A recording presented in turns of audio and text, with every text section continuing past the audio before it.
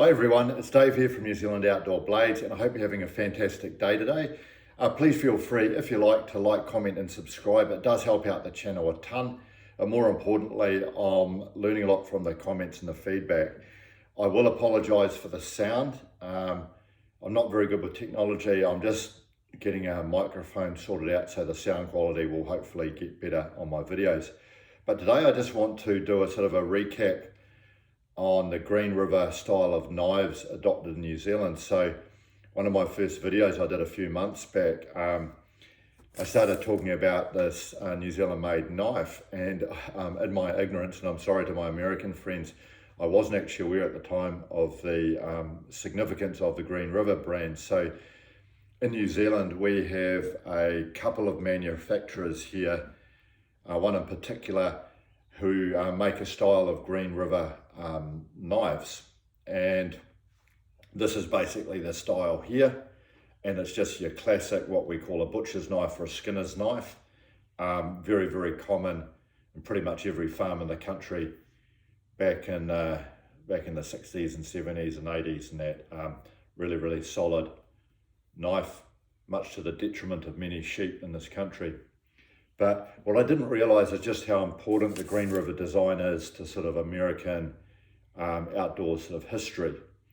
And some people might laugh at my sort of lack of knowledge of American knife making history here, but yeah, obviously I did a little bit of research, and I found out that sort of we'd sort of copied this design that had originated in the United States in the early 1800s. So someone by the name of John Russell set up the Green River Company, I understand, in about 1834 in Greenfield, Massachusetts, United States, and the factory was on the banks of the Green River.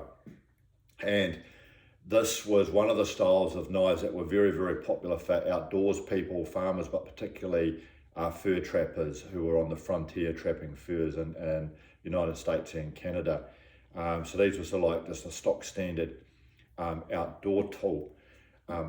Very, very popular were Green River knives in the United States. What was actually really interesting was that Green River were in competition with Sheffield from England at the time. And not surprisingly though, many American settlers preferred to buy an American-made Green River knife rather than an English-made Sheffield knife. Bearing in mind that at the time, this wasn't too far after the American Patriotic War, which they won against the United Kingdom. So these were a very, very important part of American frontier.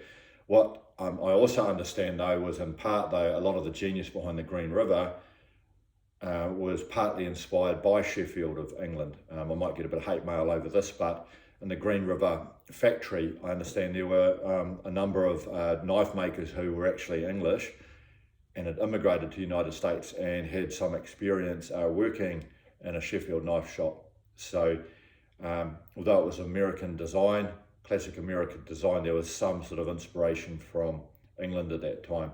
So anyway,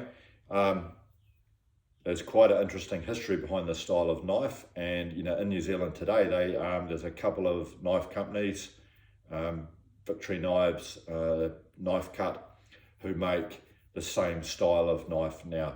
So anyway, I would love to hear someone who actually knows your history better than me, which will be plenty of you. So any comments, I would love to hear them. So if you got this far, have a great day. Thanks for watching.